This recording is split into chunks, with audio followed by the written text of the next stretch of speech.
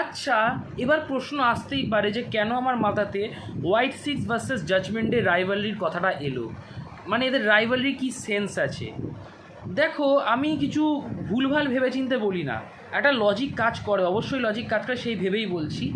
টিমে এই টিমের 5 জন বা ওই টিমের 5 জন, ওই টিমে একটা ফিমেল আছে, এই টিমে একটা ফিমেল আছে, আমি এই লজিক কাজে লাগিয়ে বলছি না। বা আঙ্কেল হাউডি আর ডিমন কিং দুটোই ডিমনিক ক্যারেক্টার, সেই লজিক লাগিয়েও বলছি না।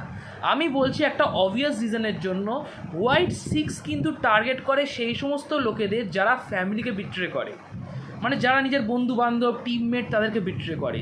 আর আমার মনে হয় না অ্যালফা একাডেমি ভার্সেস হোয়াইট সিক্সের রাইভালরি কিছু বেঁচে আছে, কারণ হোয়াইট সিক্স পুরো ডেমোলাইজড করে দিয়েছে অ্যালফা একাডেমিকে। সো ওই রাইভালরি শেষ হওয়ার পরে হোয়াইট সিক্সের টার্গেট হওয়া উচিত জাজমেন্টেই, কারণ তারা বিট্রে করেছে তাদের ফ্যামিলি মেম্বার, ফ্রেন্ড, মামি আর ডেমিয়ান প্রিস্টকে। ওই জন্য বললাম, এই লজিকে বললাম।